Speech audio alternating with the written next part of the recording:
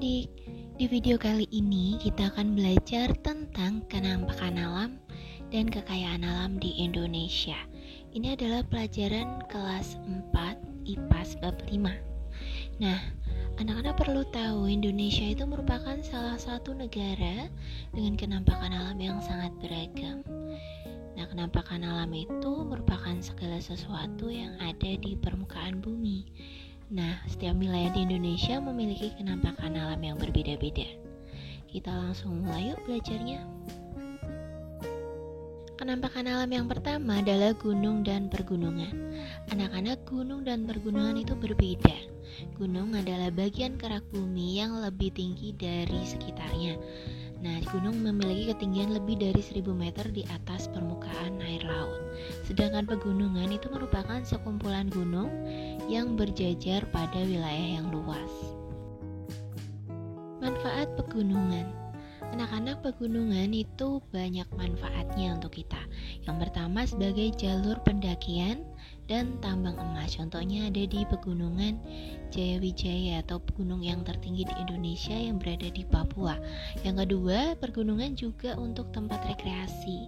Nah, anak-anak, pernahkah kalian piknik atau rekreasi ke gunung?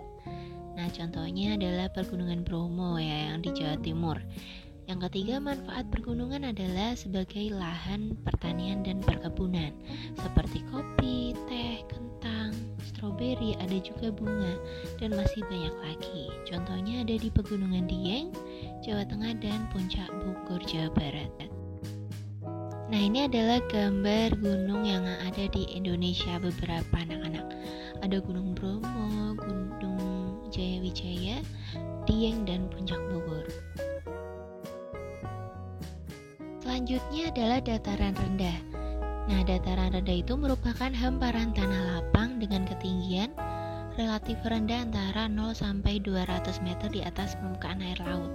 Nah, anak-anak, dataran rendah itu cenderung rata permukaan tanahnya, kemudian biasanya memudahkan manusia dalam beraktivitas. Nah, ini pemanfaatan dataran rendah. Yang pertama, untuk lahan pertanian seperti padi, timun, mangga, jagung, dan kacang panjang. Yang kedua, untuk perkebunan seperti perkebunan tebu, karet, dan kelapa sawit.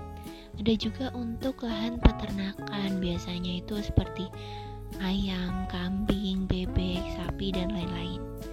Kemudian untuk perikanan seperti tambak ikan dan bandeng yang banyak terdapat di Semarang, Jawa Tengah.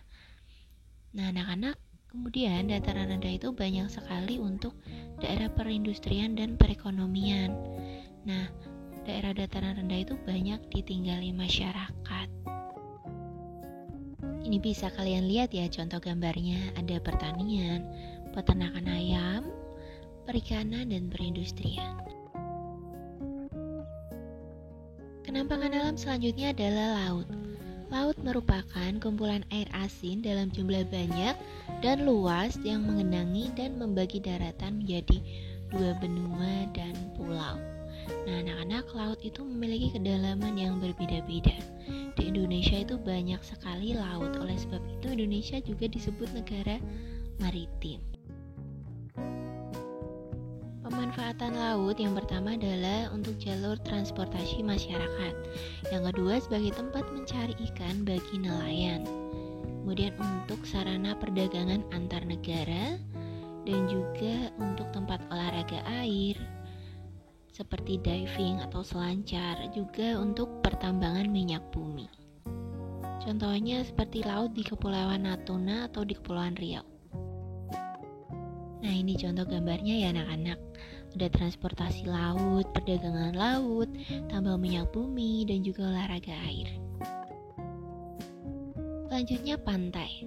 Pantai itu berada di pinggiran sebuah pulau dan merupakan pembatas antara daratan dan perairan laut. Nah, anak-anak, Indonesia memiliki banyak pantai dan laut karena merupakan negara kepulauan.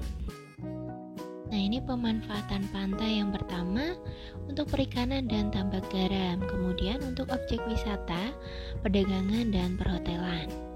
Kemudian untuk pelabuhan dan tempat-tempat berhentinya kapal laut, untuk budidaya ikan dan rumput laut sebagai permukiman bagi nelayan, Bisa untuk perkebunan kelapa dan juga bisa menghasilkan sarang burung walet seperti di pantai selatan Pulau Jawa atau di Kebumen.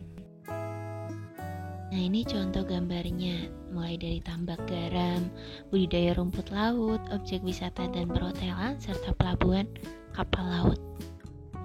Selanjutnya sungai. Sungai adalah aliran air di permukaan yang berbentuk memanjang dan mengalir secara terus-menerus dari hulu menuju ke hilir. Sungai memiliki banyak manfaat. Yang pertama itu di Sungai Musi, Sumatera Selatan untuk perdagangan. Ada juga Sungai Bengawan Solo di Jawa Tengah itu sebagai irigasi. Kemudian Sungai Opak di Yogyakarta itu untuk wahana olahraga anak-anak. Kemudian Sungai Kapuas di Kalimantan Barat itu untuk jalur transportasi. Anak-anak perlu tahu kalau Sungai Kapuas itu merupakan sungai yang paling panjang di Indonesia. Nah, ini contoh-contoh gambar sungainya.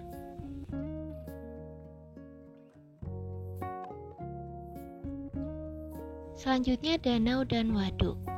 Danau merupakan cekungan besar di permukaan bumi yang digenangi air, baik itu air tawar maupun air asin. Sedangkan waduk itu merupakan bendungan yang luas di wilayah daratan yang sengaja dibuat oleh manusia.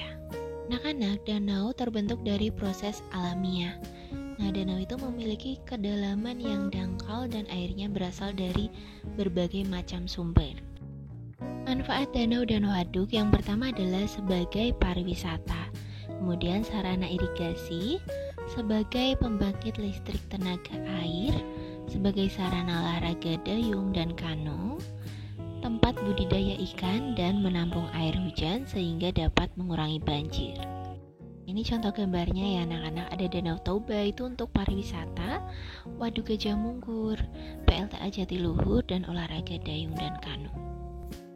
Nah anak-anak, sekian pembelajaran kita kali ini. Semoga dengan video ini kalian bisa lebih paham ya. Jangan lupa tetap semangat belajar dan sampai jumpa di video berikutnya.